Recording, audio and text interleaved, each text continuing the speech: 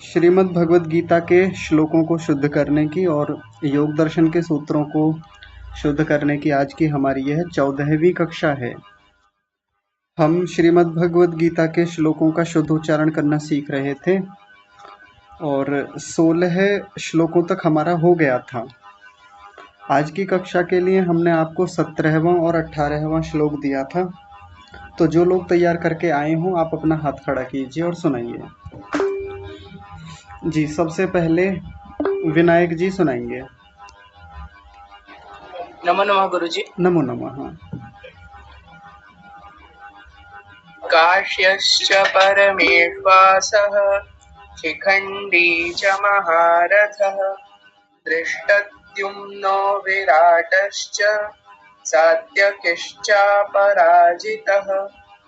द्रुपदो द्रौपदेयाश्च सर्वशः पृथ्वीपते सौभद्रश्च महाबाहुः शङ्खान् दद्मुः पृथक् पृथक्। बहुत सुंदर, बहुत बढ़िया। एक बार इस शब्द को बोल दीजिए बस। पृथ्वीपते। गलत बोला है, अपने आप से ठीक करके बताइए। पृथ्वीपते। बहुत सुंदर। जो गलती थी वो ये थी, क्षमा कीजिए, ये वाली नहीं, ये वाली, पृथ्वी। ज्यादातर लोग क्या बोलते हैं, पृथ्वी या पृथ्वी बोलते हैं, जबकि यहाँ थ पर भी ई की मात्रा होती है। पृथ्वी, पृथ्वी पते। तो अभी ठीक कर लिया है। बहुत सुंदर उच्चारण है आपका, बहुत बढ़िया। धन्यवाद गुरुजी। हाँ जी, अब भैया सुनाएंगी। जी आचार्य जी। हाँ जी। काश्यपस्य परमेश्वासः शिखण्डी च महारथः दृष्टद्युम्नो विराटश्च सात्यकिश्च पराजितः द्रुपदो द्रौपदेयाश्च सर्वशः पृथिवीपते सौभद्रश्च महाबाहुः शंखं दद्मौ पृथक् पृथक्। इस शब्द को बोलिए। शंखान् दद्मौ पृथक् पृथक्। ठीक है, अब ठीक है। पिछली बार ऐसा लगा था जैसे आपने आ की मात्रा छोड़ दी हो। शंखन दद्मुः ऐसे लगा था मुझे, जबकि ये क्या है, शंखान दद्मुः। बहुत सुंदर उच्चारण आपका भी, बहुत बढ़िया। बहुत सारी शुभकामनाएं। अंशुमन जी सुनाएंगे। जी। काश्यश्च परमेश्वासः शिखण्डी च महारथः दृष्टद्युम्नो विराटश्च सात्यकिश्चापराजितः द्रुपदो द्रौपदेयाश्च सर्वशः पृथिवीपते सौभद्रश्च महाबाहुः शंखान् दद्मुः पृथक् पृथक्। बहुत ही सुंदर उच्चारण आपका भी, बहुत बहुत सुंदर, बहुत बढ़िया। भ्राता जी सुनाई। हाँ जी, हाँ जी। काश्यश्च परमेश्वासः शिखण्डी च महारथः दृष्टद्युम्नो विराटश्च सात्यकिश्चापराजितः द्रुपदो द्रौपदेयाश्च सर्वशः पृथिवीपते सौभद्रश्च महाबाहुः शंखान् दद्मुः पृथक् पृथक्। बहुत ही सुंदर उच्चारण। आप दोनों का लगभग एक जैसा ही रहता है हमेशा।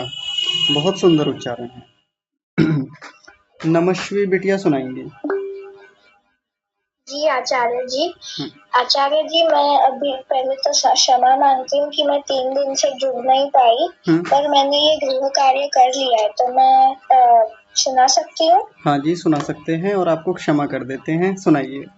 हाँ जी। काश्यश्च परमेश्वास काश्यश्च, एक सेकंड, आराम से सुनाइए। काश्यश्च परमेश्वासः शिखण्डी च महारथः दृष्टद्युम्नो विराटश्च सात्यकिश्चापराजितः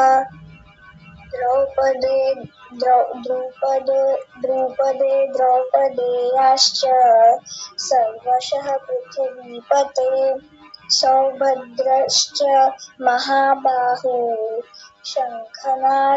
शङ्खान्दध्मुः पृथक् पृथक्। बहुत सुंदर उच्चारण है। बस एक चीज का ध्यान रखिए, जहां जहां विसर्ग आए हैं आपने हर विसर्ग को छोड़ दिया था है। आपने सभी विसर्ग छोड़े हैं, बोला नहीं है। तो अभी जब बाकी बच्चे सुना रहे होंगे आप सबका ध्यान दीजिएगा, धीरे धीरे ठीक हो जाएगा। हाँ जी ठीक है।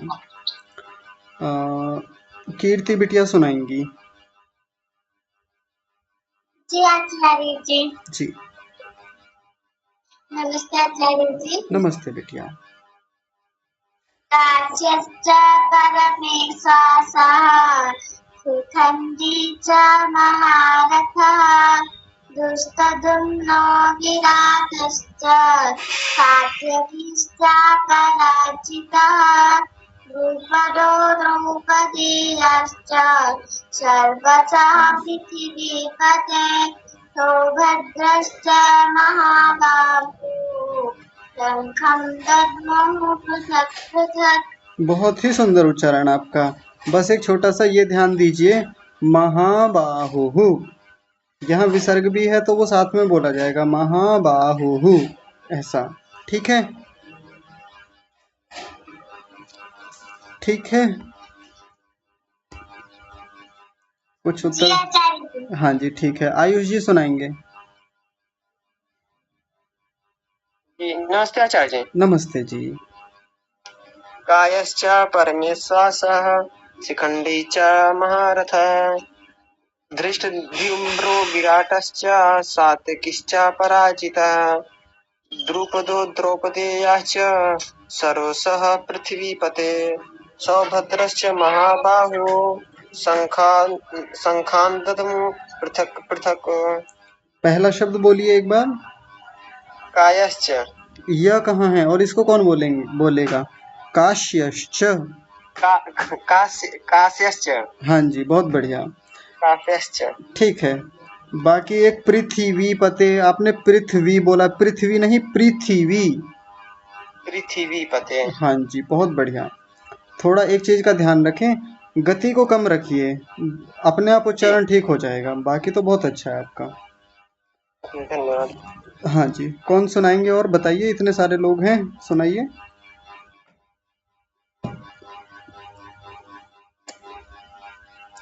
तैयार नहीं किया इतने सारे लोगों ने। आचार्य जी मैं बोलती हूँ। हाँ जी बोलिए। काश्यश्च परमेश्वासः शिखण्डी च महारथः धृष्टद्युम्नो विराटश्च सात्यकिश्च पराजितः द्रुपदो द्रौपदेयाश्च सर्वशः पृथिवीपते सौभद्रश्च महाबाहुः शङ्खान्दध्मुः पृथक् पृथक्। जी बहुत ही सुंदर उच्चारण, बहुत बढ़िया है आपका भी। धन्यवाद। हाँ जी। और अर्शी सुनाएंगी? सुनाइए।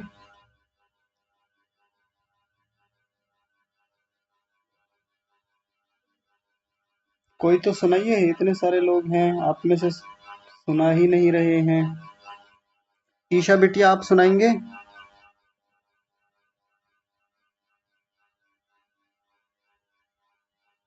कुछ तो बोलिए, अगर नहीं सुनाना है तो मना कीजिए कि नहीं सुना पाएंगे। भैया मैं प्रयास करूं? हाँ जी हाँ जी आप कीजिए। ये पहली बार पढ़ रहा हूँ और बोल रहा हूँ, तो कुछ त्रुटि हो तो क्षमा चाहता हूँ। जी जी बोलिए। काश्यश्च परमेश्वासः शिखण्डी च महारथः धृष्टद्युम्नो विराटश्च सात्यकिश्च पराजितः द्रुपदो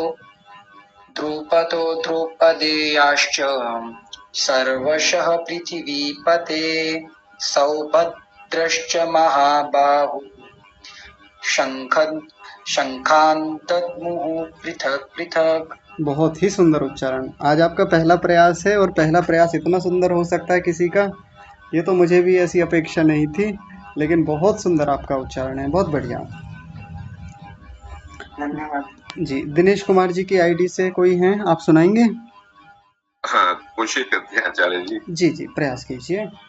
नमस्ते जी। नमस्ते जी। कायच्च परमेश्वासः शिखंडी च महारथ दृष्टद्रुम्नो विराटश्च सात्विकिश्च पराजितः द्रुपदो देयाश्च सर्वस्यः पृथिवीपते भद्रश्च महाबाहुः शंखकांतत्मु पृथक पृथक। देखिए इतनी सारी गलतियां हैं आपकी। एक तो सबसे पहले आपने ये श छोड़ दिया था, काश्यश्च, आपने बोला कायश्च, कायश्च थोड़ी ही है, काश्यश्च। हाँ जी, काश्यश्च महारथः हाँ, धृष्टद्युम्नो धृष्टद्युम्नो, धृष्टद्युम्नो द्युम्नो नहीं द्युम्नो। धृष्टद्युम्नो। चलिए मैं भी ठीक कराऊंगा, रुक जाइए, आप एक एक शब्द को देखिएगा, क्योंकि अब मैं कराऊंगा तो बहुत टाइम लग जाएगा। मैं बताऊंगा तब आप ध्यान दीजिएगा एक एक शब्द पर। और कोई सुनाएंगे? कोई और सुनाते हो तो बताइए। जी सर, प्रयास करती हूँ हर्षावती। जी जी जी, हाँ जी, आप सुनाइए। काश्चस्य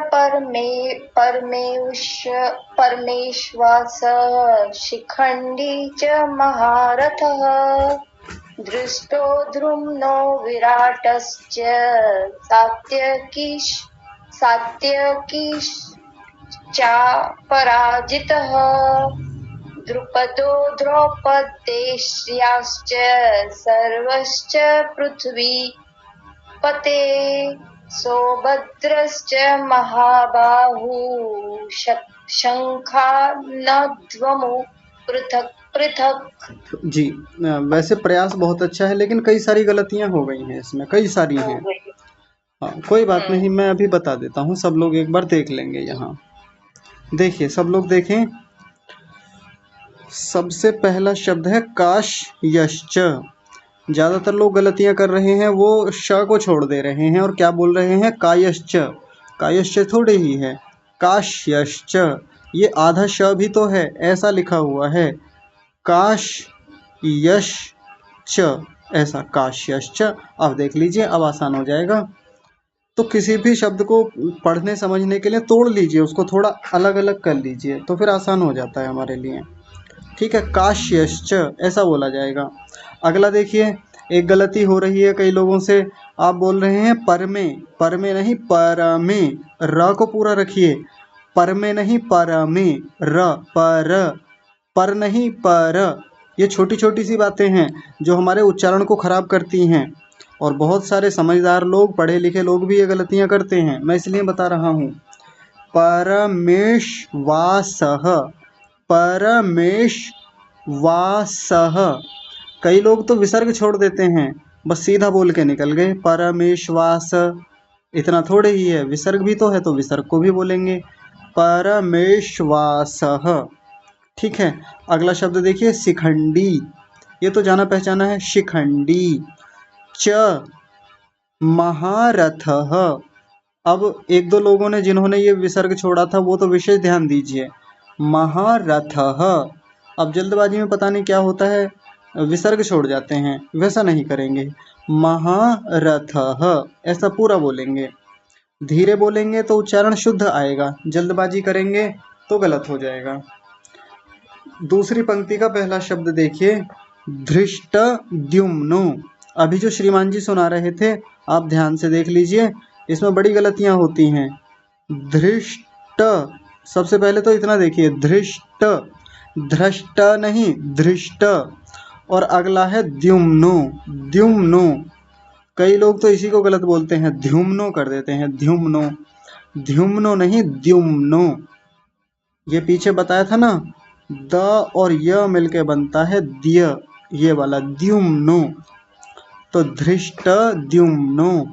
थोड़ा अजीब तो लगता है, पहले ध है फिर द्य है, तो गड़बड़ होने का चांस रहता है, लेकिन परेशान ना हो, 2-4 बार अभ्यास कर लेंगे तो ठीक हो जाएगा।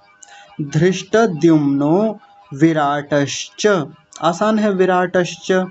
इसके आगे देखिए सात्य, पहले इसको अलग कर लीजिए, सात्य किश्च या किश्चा, सात्य किश्चा पराजितः, पराजितः, और पराजितः में फिर विसर्ग है पीछे, सात्यकिश्चा पराजितः। हो गया ना आसान।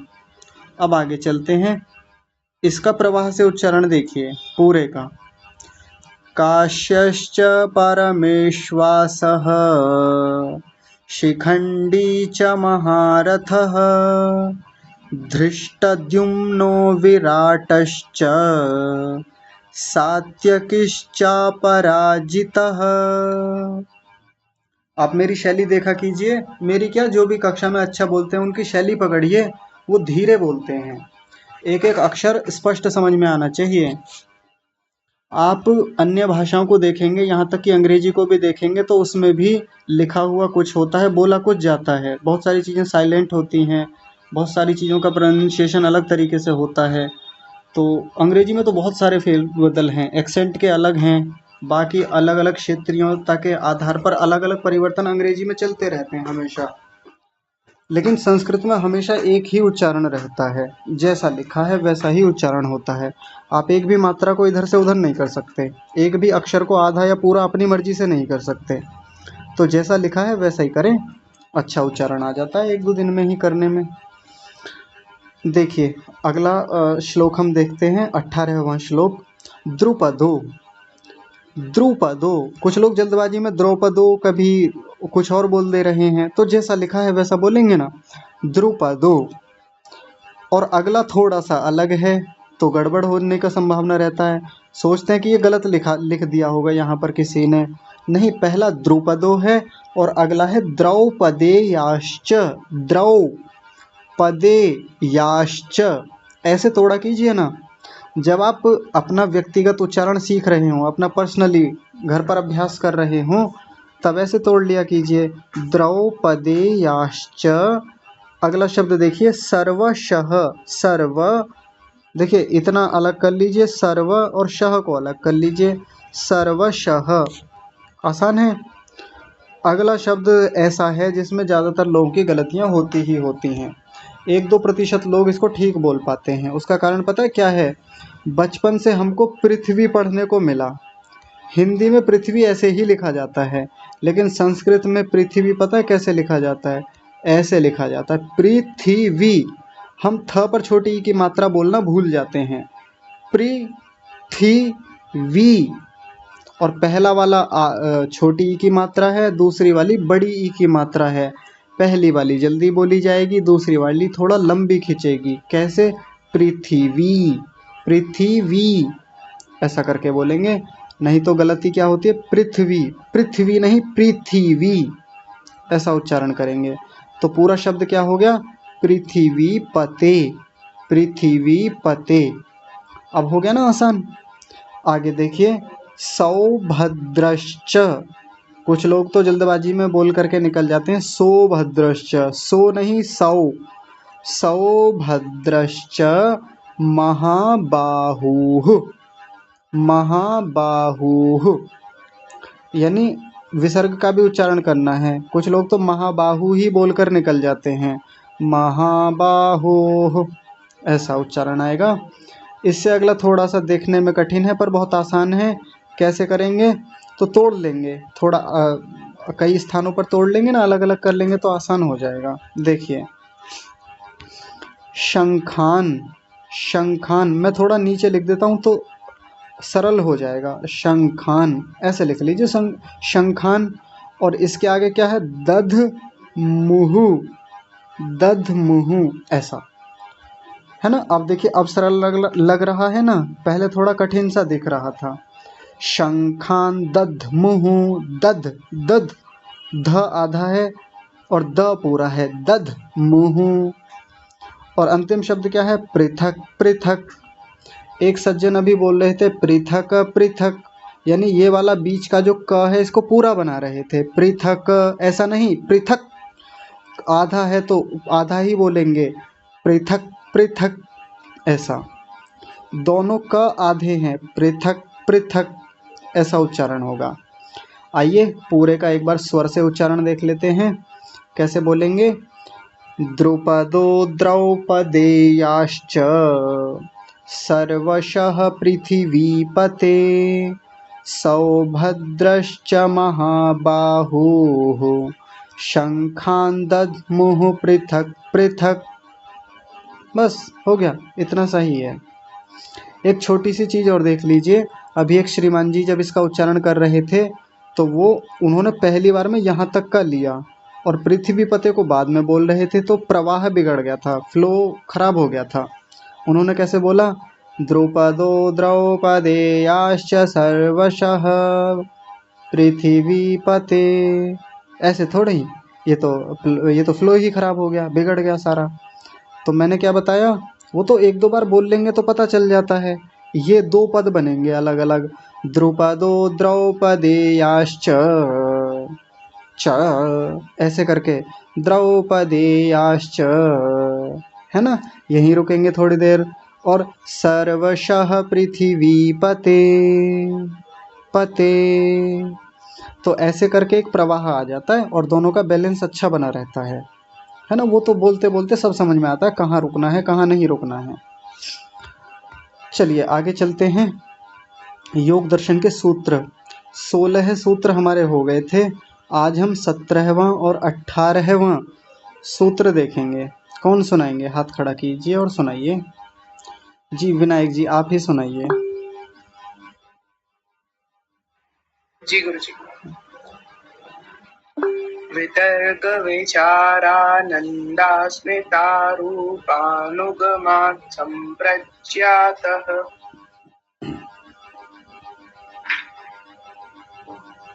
विराम प्रत्ययाभ्यास पूर्वः संस्कार शेषोऽन्यः।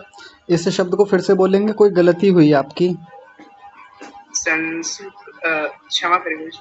संस्कार शेषोऽन्यः। अपनी गलती बताइए, क्या हुई थी और क्या ठीक किया आपने। मोदी जी आधा सा बोलने में गलती हुई थी। बहुत बढ़िया, बहुत सुंदर। देखिए ये होती है बुद्धिमत्ता, एकाग्रता। इन्होंने गलती की थी, संस्कार, स को पूरा कर रहे थे, फिर खुद से ठीक किया, संस्कार, संस ये गलत है, संस ये ठीक है। बहुत सुंदर उच्चारण, बहुत बढ़िया, धन्यवाद गुरु जी। हाँ जी, अंशुमन जी सुनाएंगे।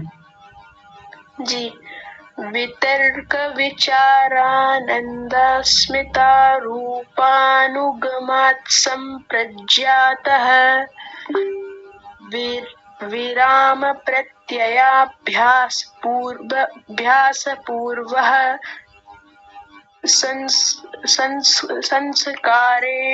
संस्कार शेषोऽन्यः। बहुत ही सुंदर, बहुत बढ़िया।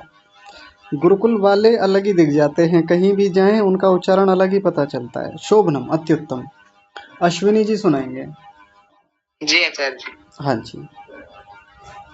वितर्क विचारानन्दास्मितारूपानुगमात् सम्प्रज्ञातः विराम प्रत्ययाभ्यास पूर्वः संस्कार शेषोऽन्यः। वाह, अद्भुत, बहुत ही सुंदर। अश्विनी जी की आवाज़ आप लोग देखिए, ध्यान से समझा कीजिए। आवाज़ में एक गंभीरता है, जैसे समुद्र का जल गंभीर होता है ना, बहुत गहरा होता है, गंभीर होता है, बहुत हलचल उसमें नहीं होती। हाँ वो एक अलग बात है, हलचल एक अलग समय पे होती है, लेकिन इनकी आवाज़ बिल्कुल एक सागर के जल के जैसी है, जो बहुत गहरा है, बहुत शांत है। बहुत सुंदर आवाज़ आपकी, शोभनम। आदित्य आर्य जी हैं, आप सुनाएंगे।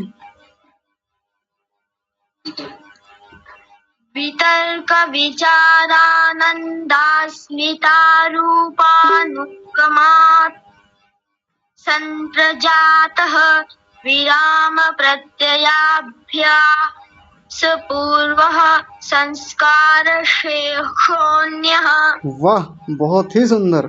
संस्कार शीर्षोन्यः, क्या उच्चारण है आपका, बहुत सुंदर, शोभनम। बस आप एक बार इसको ठीक कीजिए। हाँ, संप्रज्ञातः। संप्रज्ञातः। वाह जी, बहुत सुंदर, बहुत बढ़िया उच्चारण। संप्रज्ञातः। हाँ जी, बहुत बढ़िया। आदित्य जी, गुरुकुल में पढ़े हैं आप क्या? नहीं। तो कहाँ से सीखा?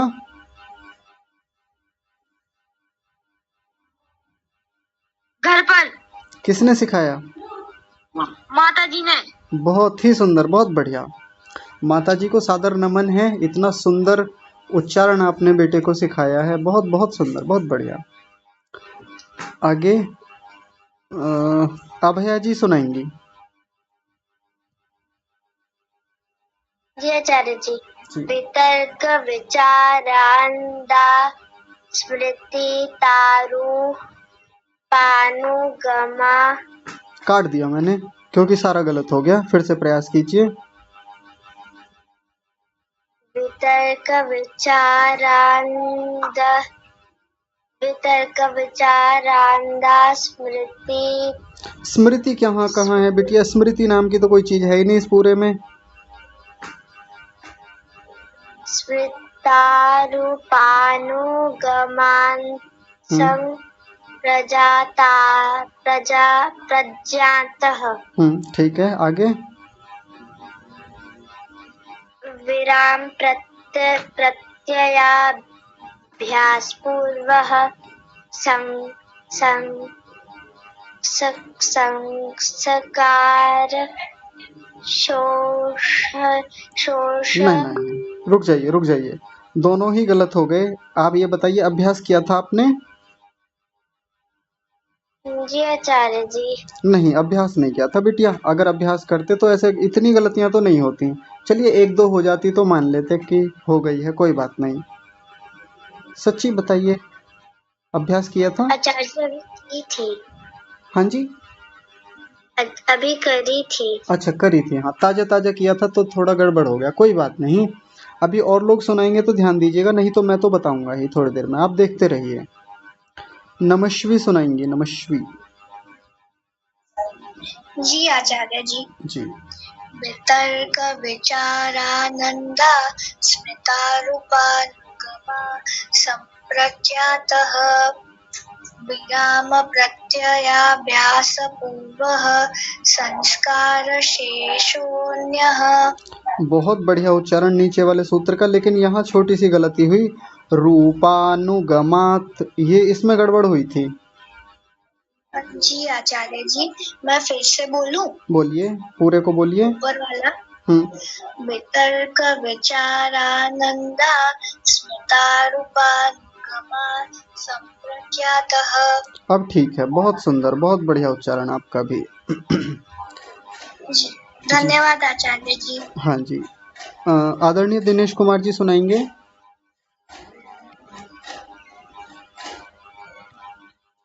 जी श्रीमान जी सुनाइए, दिनेश कुमार जी। जी। हाँ जी। वितर्क विचारानंद स्मिता रूपानुपमा संप्रज्ञातः विराम प्रत्यभ्यास पूर्व संस्कार शेषोन्यः। ठीक है, आप ना वही वाला स्वर लेकर आ रहे हैं जो गीता के श्लोकों में हम कर रहे थे। वो वाला स्वर यहाँ नहीं लगेगा, यहाँ तो सीधा चलता है। वितर्क विचारानंदास्मिता रूपानुगमात् संप्रज्ञातः, ऐसे सीधा सीधा बोलना है। ठीक है जी। हाँ हाँ, बाकी बहुत अच्छा प्रयास है, और अभी मैं बताऊंगा तो आप ध्यान से देखिएगा जी। कीर्ति बिटिया सुनाएंगी। कीर्ति जी। आचार्य जी। हाँ जी। वितर्क विचारानंद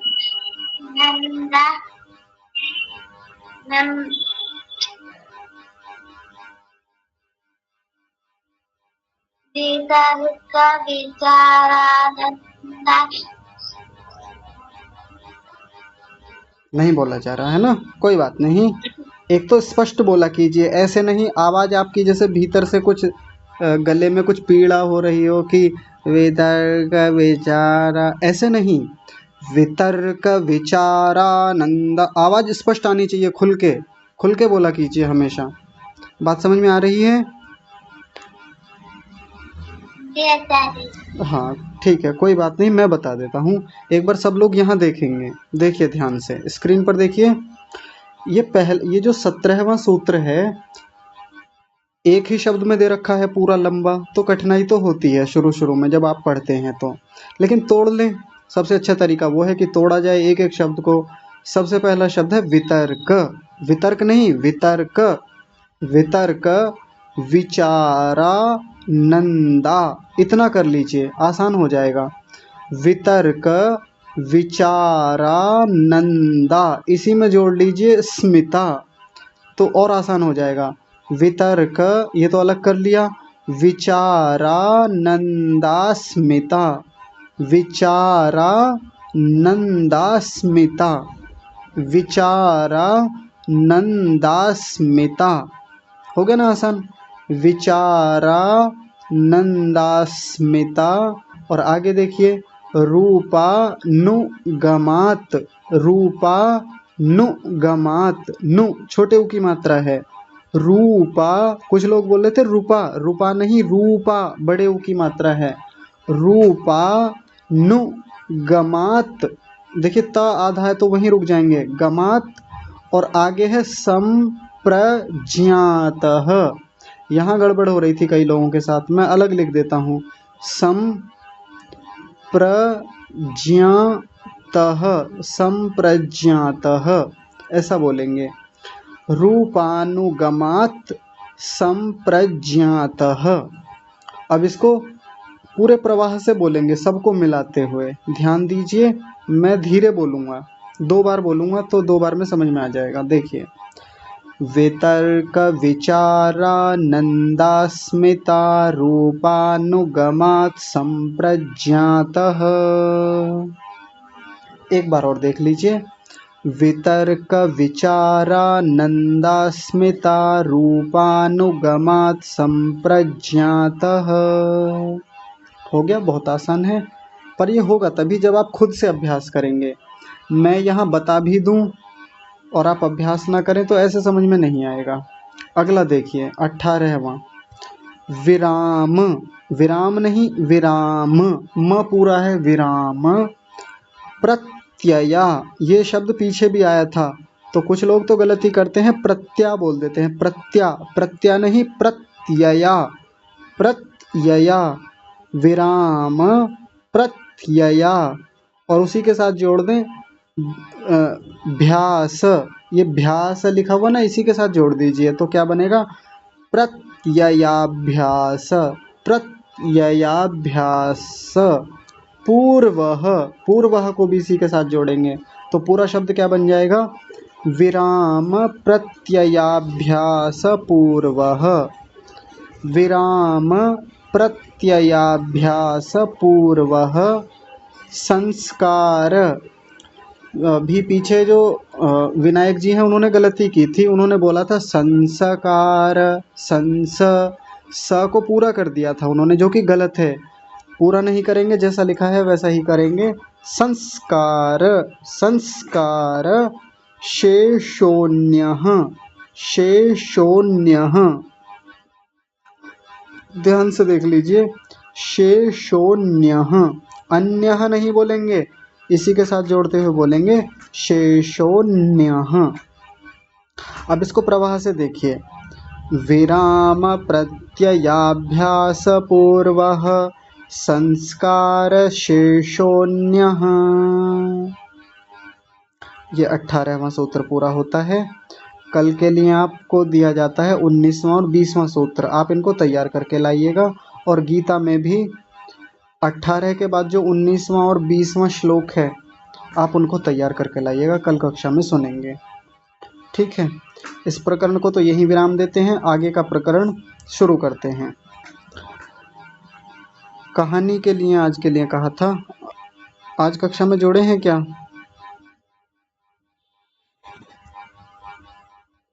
हाँ चल बहन जी, आपने कल कहा था कि कहानी सुनाएंगे, आज शायद जुड़े नहीं कक्षा में।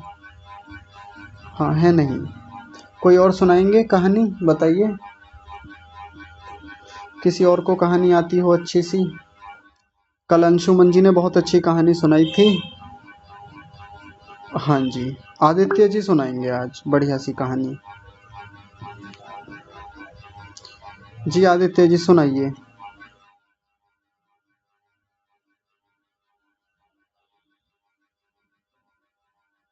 क्या हुआ, अभी तो आपने हाथ खड़ा किया था।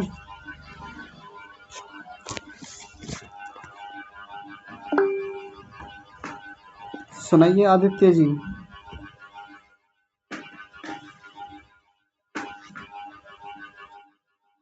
चलिए कोई बात नहीं, सागर भ्राता जी सुनाएंगे।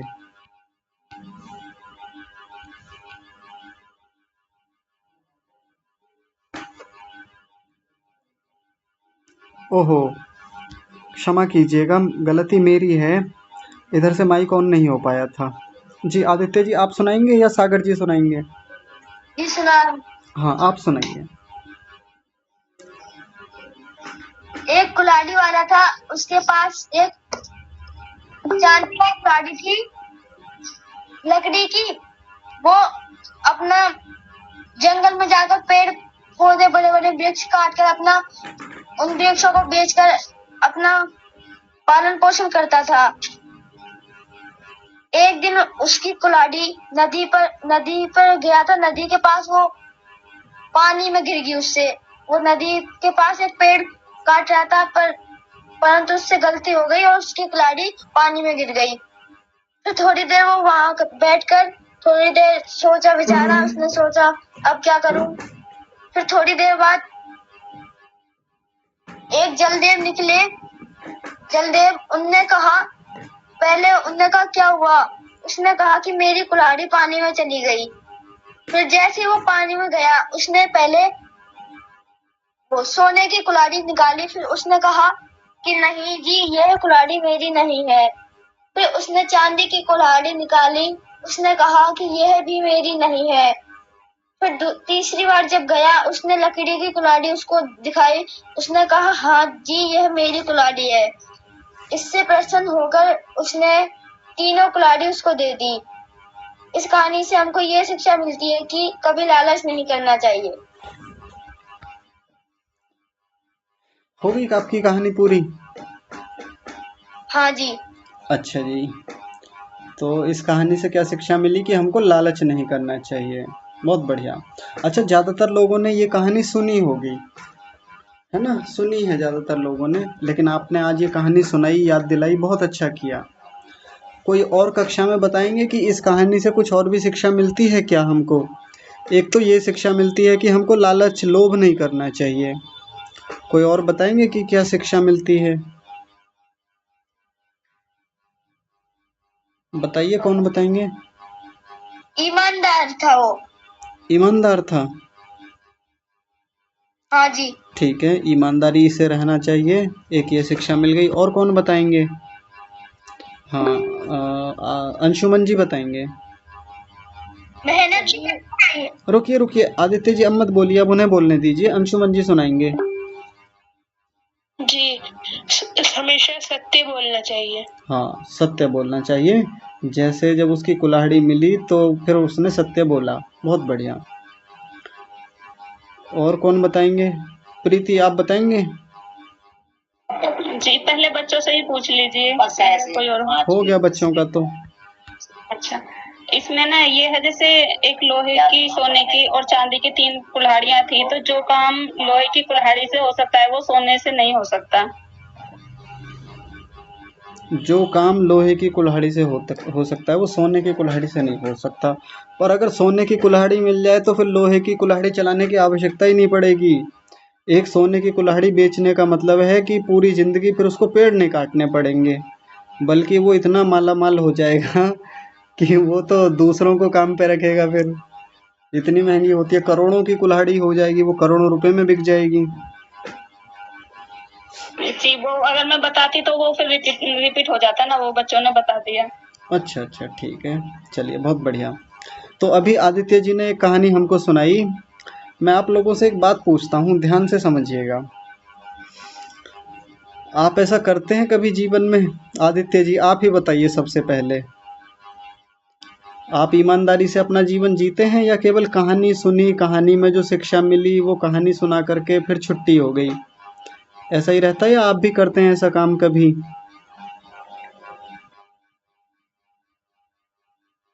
आदित्य जी ईमानदारी से ही रहता हूँ जी। ईमानदारी से ही रहते हैं। हाँ जी। मान लीजिए स्कूल में आपको किसी के पैसे पड़े हुए मिल गए, आप ऐसे में क्या करते हैं फिर? मिले कभी आपको किसी के पैसे पड़े हुए? या तो टीचर को दे दूंगा, नहीं तो उसको हाथ ही नहीं लगाऊंगा जब तक मुझे पता नहीं चलेगा।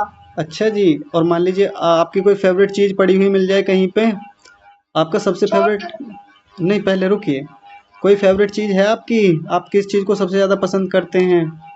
ईश्वर को। ईश्वर को? ईश्वर को छोड़िए, भौतिक वस्तुओं में बताइए, खिलौना, खाने पीने की चीज, कोई और चीज बताइए जो सबसे अच्छी लगती है। Remote control car. हाँ रिमोट ऐसे कंट्रोल कार, हाँ ये बहुत अच्छी लगती है। मान लीजिए आप रास्ते में जा रहे हैं और आपको रिमोट कंट्रोल कार पड़ी हुई मिल जाए कहीं से, या मान लीजिए दुकान के पास पड़ी हो, किसी दुकानदार की गिर गई हो, आप ले आएंगे उठाकर? नहीं, पहले उस दुकानदार को बताऊंगा कि वहाँ पर एक गाड़ी गिरी हुई है, आपकी है तो बता। अच्छा, और रास्ते में मिल जाए, वहाँ कोई भी ना हो दूर दूर तक, तो उठाऊंगा ही नहीं। देख लेना। हाँ जी। पक्का? पक्का। मुझे तो ऐसा लग रहा है जैसे आप चुपचाप उठा के ले आएंगे। नहीं जी। अच्छा, ऐसा कौन करेंगे कि कौन उठा के ले आएंगे? कक्षा में बताइए। आपकी कोई फेवरेट चीज रास्ते में पड़ी हो, कोई देख भी ना रहा हो दूर दूर तक, कोई वहां पर व्यक्ति, कोई आदमी, कोई स्त्री, कोई पुरुष, कोई भी है ही नहीं देखने वाला, और आपको लगता है कि लो मेरी फेवरेट चीज आज मिल गई यहाँ पे और मैं इसको चुपचाप लेके घर पे चला जाऊं, ऐसा कौन कौन करेंगे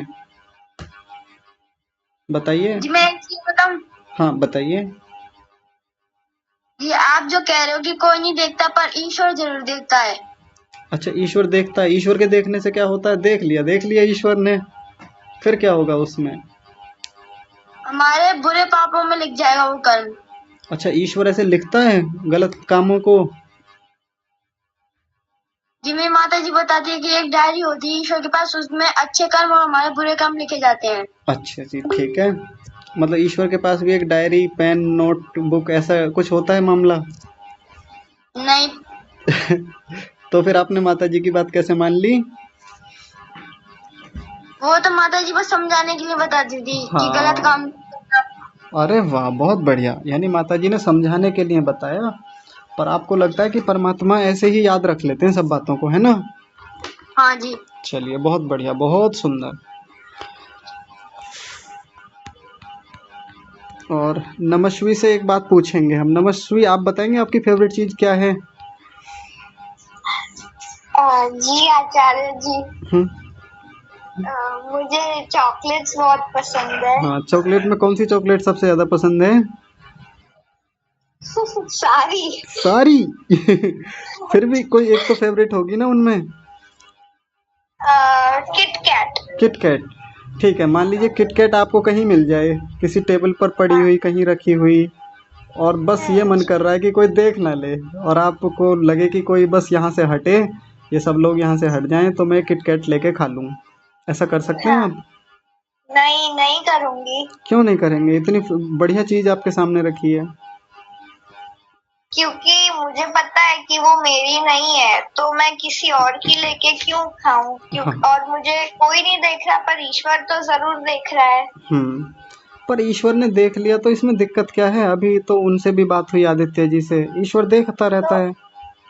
हाँ? मेरे आने वाले जन्म का कर्म मेरे इस जन्म से बंधना शुरू होता है, तो अगर मैं इस जन्म में कोई खराब और ये चोरी वोरी गंदे पाप ऐसे खराब कर्म करूंगी, तो वो मेरे पापों के उस बैग में जमा होता है।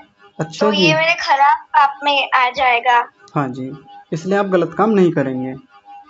नहीं हाँ देख लेना, आप बड़े होकर हो सकता है करने लगे फिर से।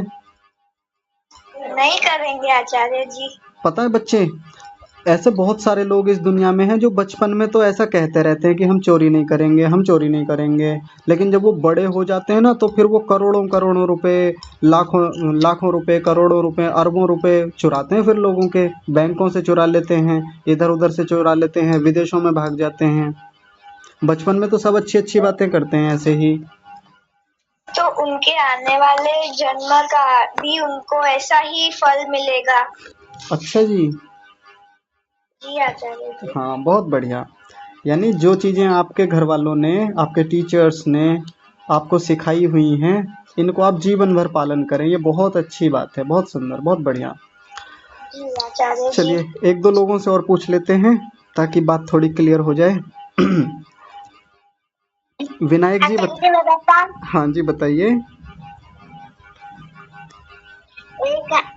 एक स्कूल में नहीं रुकिए, क्या बता रहे हैं आप बिटिया, रुकिए। नहीं आप क्या बता रहे हैं पहले वो बताइए। कहानी बता रहे हो? नहीं आज नहीं बतानी, फिर आप कल सुनाइएगा, आज की कहानी तो हो गई। इस कहानी में कुछ बताना है तो वो बताइए। इस कहानी से कुछ और सीखने को मिलता है?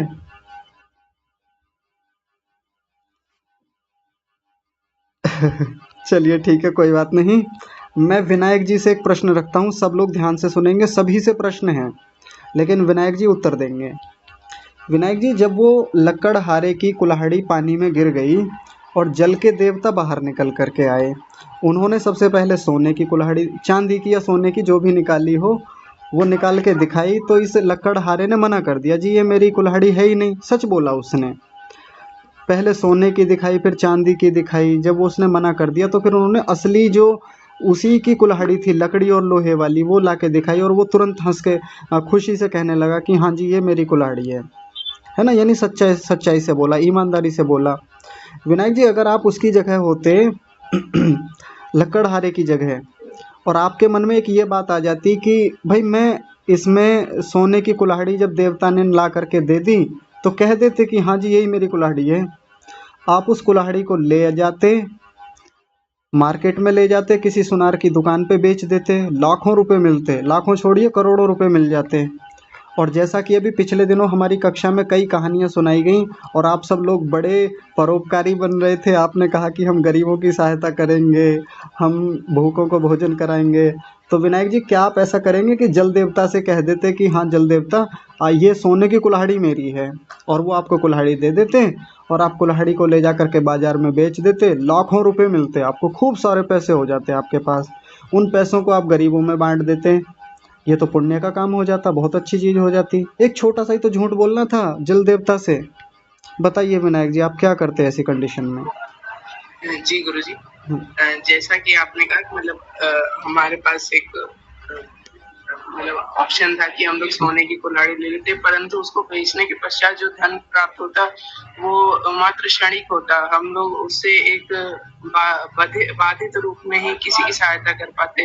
वो धन किसी न किसी दिन खत्म होना ही था, लेकिन जो हमारी मेहनत से, जो हमने पुरुषार्थ से जो लकड़ियां बेच कर, लकड़ियां काट कर जो धन अर्जित किया, वो हम जीवन भर उस कुल्हाड़ी, अपनी जो लोहे की कुल्हाड़ी थी उसका प्रयोग करके जीवन भर हम अपने पुरुषार्थ से धन एकत्रित करके जीवन भर हम पुण्य का काम कर सकते थे, दूसरों की सहायता कर सकते थे। परंतु अगर हम लोग सोने की या चांदी की किसी और कुल्हाड़ी को लेते तो एक क्षणिक मात्र काल के लिए ही हम लोग किसी की सहायता कर सकते थे।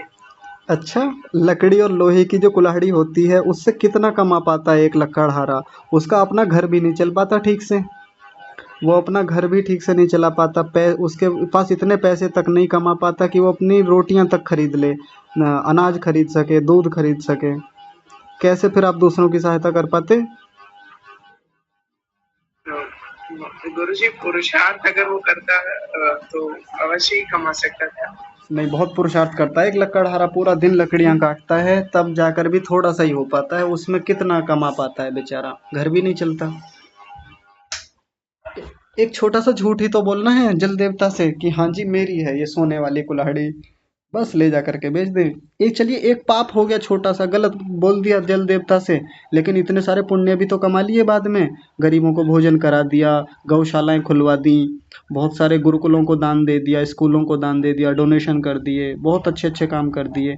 एक गलत काम किया था लेकिन इतने सारे अच्छे काम भी तो कर दिए।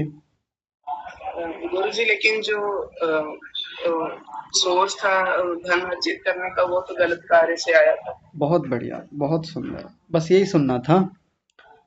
यानी भले ही हमने एक छोटा सा गलत काम किया हो और उसके बाद हम कितने भी अच्छे अच्छे काम कर लें, गलत काम तो गलत काम है। विनायक जी ने बहुत बुद्धिमानी से उत्तर दिया।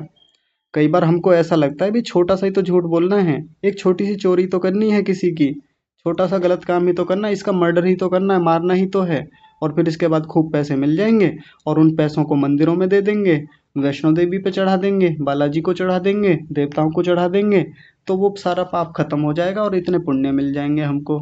ऐसा नहीं होता कभी भी। हमारा जो इनकम का सोर्स है, हमारा जो किसी भी चीज़ को प्राप्त करने का जो सोर्स है, जहाँ से हमने उस चीज़ को लिया है, यदि वही गलत तरीके से ले लिया हमने, तो याद रखें एक बहुत बड़ा पाप कर लिया है। उसके बदले में कितने भी अच्छे से अच्छे काम करते रहें, वो अच्छे काम कभी भी उसको खत्म नहीं कर पाएंगे, उस गलत काम को, है ना। आजकल बहुत सारे लोग बहुत गलत गलत बहुत खराब खराब काम करते हैं। सुनिए आदित्य जी, तनिक रुकिए। तो कितने लोग बहुत गलत गलत काम करते हैं, उसके बाद फिर मंदिरों में चले जाते हैं, हनुमान जी के सामने, शिव जी के सामने, माता वैष्णो देवी के सामने जाके प्रसाद चढ़ा देते हैं और कहते हैं कि आप हमारे पापों को क्षमा कर दीजिए। बहुत गलत काम करने के बाद में वो जाके कहते हैं। तो सबसे अच्छा है कि हम सच बोलें, ईमानदारी से अपना जीवन जिएं, अच्छाई से जीवन जिएं, तो भगवान जी हमारी सहायता कर ही देते हैं। जैसे जल देवता ने कर दी थी, उस बात को क्यों भूल गए भाई। जब जल देवता ने अपनी कुल्हाड़ी दिखा करके कहा सोने वाली चांदी वाली, उसने मना कर दिया, लेकिन जब उसी की कुल्हाड़ी ला करके दी, उसने सच बोला कि लोहे और लकड़ी वाली कुल्हाड़ी ही मेरी है, तो जल देवता ने उससे खुश होकर के उसको सोने और चांदी की भी तो दे दी थी। तो जब हम अच्छा काम करते हैं, ईमानदारी से काम करते हैं, तो थोड़े दिन दिक्कतें आती हैं, लेकिन एक समय के बाद सब चीज़ें परमात्मा हमको प्रदान करते हैं, देते हैं, और जीवन में समृद्धि आती है, सुख आता है, अच्छी अच्छी चीज़ें आती हैं। तो बहुत अच्छा प्रयास आप सब लोग कर रहे हैं, बहुत बहुत सुंदर आपके विचार हैं, संस्कार हैं जो घर वालों से मिल रहे हैं, नैतिक शिक्षा से मिल रहे हैं। आप सबको बहुत साधुवाद, बहुत सारी शुभकामनाएं। आदित्य जी कुछ कह रहे हैं, फिर से बताइए। जी आपने जो बोला पाप और पुण्य, इसका मैं एक उदाहरण है मेरे पास, उदाहरण बता सकता हूँ। हाँ जी बताइए। जैसे कि आप कहना चाह रहे हैं कि हम पुण्य करें, वो पाप थोड़ा बहुत पाप करके किसी के सामने जैसे मंदिरों में चढ़ा देंगे उस दान को, तो फिर हमारा वो पाप घट के पुण्य बढ़ेगा। तो इसका एक उदाहरण है जी। हाँ जी। कि जैसे कि कहीं पर 4 घोड़े हैं और 4 हाथी हैं, अगर 4 हाथी में से एक हाथी मर गया तो हाथी कम होंगे, ना कि घोड़े कम होंगे। और हाथी को हम एक हाथी और लेके आएंगे तो हाथी बढ़ेंगे, ना कि घोड़े बढ़ेंगे। वाह, बहुत सुंदर, बहुत बढ़िया। चलिए, बहुत बढ़िया उदाहरण आपने दिया। आदित्य जी कहाँ रहते हैं आप? सोनीपत। सोनीपत में रहते हैं। और आपकी आयु कितनी है? 11 साल। 11 साल। देखिए, बहुत सुंदर आपने ये विचार रखा है हम सबके सामने, इतनी अच्छी कहानी भी रखी, इतनी सारी शिक्षाएं दी। मैं जानता हूँ ये सब बातें पीछे से आ रही हैं, यानी माता जी आपको सिखा रही हैं, घर वाले सिखा रहे हैं, पर बहुत अच्छा लगा जान करके कि इतने सुंदर सुंदर आपको संस्कार घर वाले दे रहे हैं। तो आपके परिवार वालों को, आपके माता पिता को, परिजनों को बहुत सारा साधुवाद, उनके लिए भी बहुत सारी शुभकामनाएं हम करते हैं। बड़े लोग सब ऐसे ही सीखें एक दूसरे से, बच्चों को ऐसे ही संस्कार दें। आदित्य जी बार बार शुभकामनाएं आपके लिए। तो आज की कक्षा को यहीं विराम देते हैं। जुड़ने के लिए सभी का बहुत धन्यवाद। विशेष धन्यवाद परमपिता परमात्मा का, जिन्होंने हमें ये सब व्यवस्थाएं प्रदान की। आज की कक्षा को यहीं विराम। आप सभी को सादर प्रणाम। नमस्ते।